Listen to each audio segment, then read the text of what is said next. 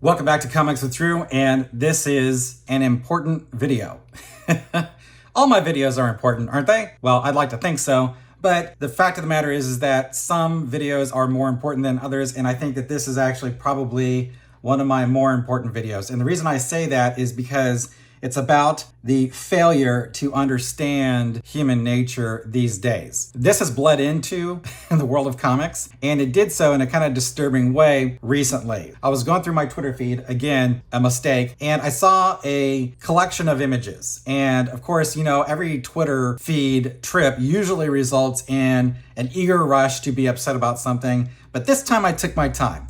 And the tweet in question, I'm going to put up here on the screen, has a bunch of different images from X-Men, various X-Men books, where the characters are cruel and mean and nasty to each other. And then someone was like complaining about the fact that writers are terrible and nobody wants to read this. And I'm like, you know, I'm not going to fall for this. I'm going to actually look into this. And so I did.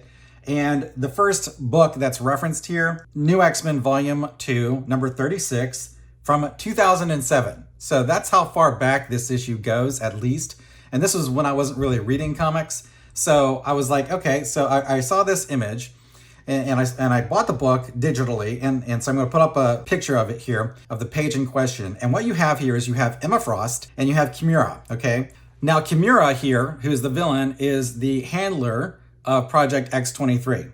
And she actually has been nasty and mean, and she's run around trying to basically ruin X-23's life because she's a villain. And you know, that's what villains typically are written to do when we are writing villains that aren't really that complex. So in this page and in this book, Emma Frost comes up on her and immobilizes her and then tells her that, oh, you've been bullied and you've had an abusive childhood and this is the reason why you're a bully, and I'm gonna fix that by taking away the one thing that was good in your life.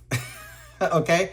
And I'm like, what the hell? This is not how heroes behave. This is a fundamental misunderstanding of the nature of why superheroes are important and why, you know, stories in general are important. We want to see examples of ways to behave and ways to try to make the human experience better. Now, spare me your, well, I like to read things like Game of Thrones because it's realistic. Okay, spare me that, all right? This is not about that. This is about what we consider heroic behavior. This is how we set an example. And I see a lot of people, they want to tell us that the way that we can fix the problems that we're facing is by not winning hearts and minds, not by showing mercy, not by showing forgiveness and showing redemption. It's by just controlling people. This has been an issue with the X-Men for at least the past 15 years. And the reason why I say that is I have numerous examples of it. This particular page, like I said, is from 2007. And then we have X-Men Red, number 11 from 2018. And in this book,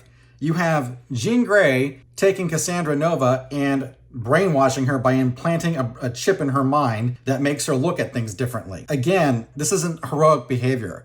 Brainwashing people and controlling their minds is not what heroes do. That's not how we fix problems. Furthermore, the reason that this video was actually prompted ultimately is because the new Marauders number 1 has Jean Grey visiting Cassandra Nova again, and Cassandra Nova in this book clearly has not learned her lesson. And we see that the writer apparently didn't get the message that the way you fix things is by controlling people, because Jean Grey did not fix the problem by inserting a microchip into Nova's head, okay? She's still an evil person and she still likes to torment things. The point that I'm trying to make is that this is not how heroes behave. And we see this like in social media where we have this mindset. I'm not gonna paint this on a particular political point of view, but we have people who have an inability to communicate. They don't seem to understand how to make an argument in good faith.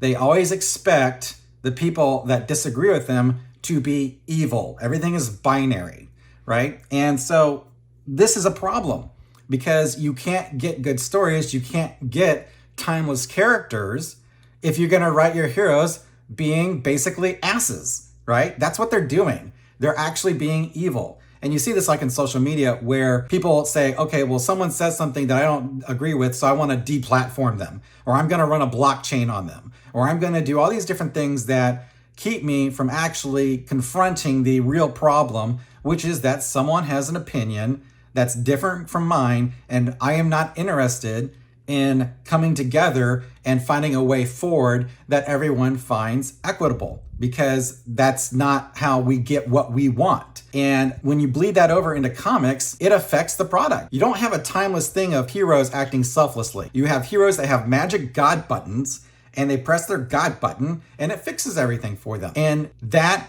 is bad for comics. So the reason why I have Action Comics number 1000 here is because Superman, when written properly, is an example that we should all aspire to. In this particular book, which is an anthology book, there are a bunch of really great short stories, but there's one I want to bring your attention to. The one that I want to talk about is actually written by Jeff Johns and Richard Donner, as a matter of fact. Richard Donner is the director for the first two Superman films, and these two individuals understand superheroes, and they understand Superman, and they understand why Superman is important. So in this story, Superman is confronted with a getaway driver from apparently some kind of bank robbery gang. And what he does is he puts the guy up on a telephone pole. He hangs him up on a telephone pole by his jacket. And the guy eventually climbs down and he goes to a garage to try to get his car fixed. And then while he's waiting for his car to get fixed or not fixed, Superman shows up and says, "Oh, I went back to the pole, but you weren't there." And what ensues here is the following conversation. And I've got it up on the screen here. It's Superman talking about how he looked into this guy and he saw that he had a rough childhood. His father died fighting in the war. His mom was sick, so he took care of his mom until she died, but then he wound up in an orphanage, and then he winds up on the street, and he learns all the wrong lessons in life, and he has a very, very difficult life, and he just lashes out at the world. And Superman says, "Look, you've had a tough life, but you can do better. And I know that you can make that change if you just try to perceive things the way other people do and treat others the way you would like to be treated. Life will be so much more enjoyable for you." So that's how Superman deals with this. And the reason why is because Jeff Johns and Richard Donner understand human nature. You cannot force people to do things against their will. That's not how human beings act. That's not how human beings respond positively. And so when you're running around in the X-Men books and you have Emma Frost stealing away any kind of sense of love from Kimura, then that's evil. And furthermore, the writer here, I think it's Hickman thinks that, "Oh, look, this is the greatest thing. Look she's walking off into the sunset because she's a badass. Look at all the wonderful things she did. She's now mind controlling Kimura to do her bidding." And that's evil. Taking someone's evil actions and then using them for your own purposes is not heroic. It's just not. In fact, it's evil. And if you apply this to life, you're not going to get very far. That's actually how you get wars. That's how bad things happen, because that's not how humans interact with each other. You need people, it's funny when you have a conversation, like say with your spouse, and like say you're a guy and you're married to a woman and she wants to know where to eat dinner, right? And then you come up with all these different ideas and you say, "Okay, well, we want to go to this place or that place." And she's like, "No. And then what you want to do is you want to make a suggestion to her so that she thinks it's her idea, right? And this is, and the reason why this works is because when someone is persuaded by their own volition to do something, that's when you have the most harmony. And that's the most productive way to go through life. When you write books where Emma Frost is controlling someone's brain, and then in X-Men Red, where Jean Grey is inserting like a mind control chip into Cassandra Nova's head, you're not winning. You're not going to win in life. And quite frankly, it's evil. And if you think that these methods that Frost and Gray are using are positive, wonderful things, then you really shouldn't be writing superheroes in comic books. You can write superheroes that are anti-heroes. I totally understand that. And I know that anti-heroes are very popular. And by the way, if you're not really sure what that means, an anti-hero is someone that does things that you agree with, but their methods are, shall we say, not on the up and up. They break the rules to achieve a certain kind of result. And sometimes that's fine. That sometimes when you're breaking like laws that are unjust to effect a just result, then that's one thing. But trying to control people's brains and trying to control people's minds is never going to work. That's the point of this video. I keep wondering why we always have a new X-Men launch, and every other day it seems like there's a new X-Men series. The reason why is because we have a bunch of people who want to work out their personal animosities through these characters, and it doesn't give you timeless work. Another example, going back to Superman, of how, again, it doesn't work when you try to control people. In Superman 4, which Jeff Johns obviously didn't have anything to do with, and Richard Donner didn't have anything to do with. In Superman 4, the quest for peace, Superman rolls up into the United Nations and says that, you know what, you guys are going to blow each other up, so I'm going to rid the earth of nuclear weapons effective immediately because, you know what, I'm God and you guys are stupid. That doesn't solve the problem. People are going to find ways to be inhumane to each other. Mankind has a history going back 50,000 years at least of being nasty to each other, right? And so you're not going to accomplish any kind of harmony in the world by trying to force people against their will to do something. You know, getting rid of weapons doesn't get rid of the motivations. And that's what you need to address. And mind controlling people is not an ethical way of doing things either. What I'd like is for people to actually kind of understand why heroes are important.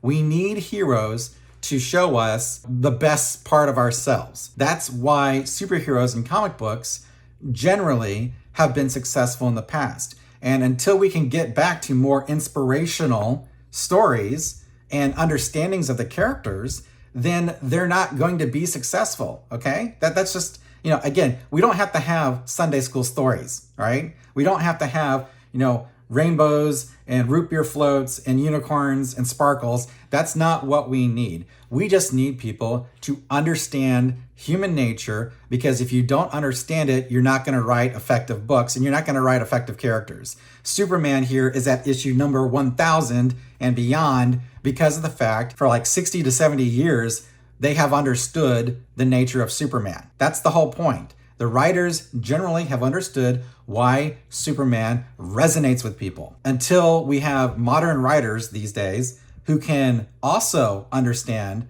why Superman resonates with people, we're not going to get any good timeless work. My point is that I want to have good comics. You know, I want to have good stories, and good stories in movies and good stories in TV shows and everywhere.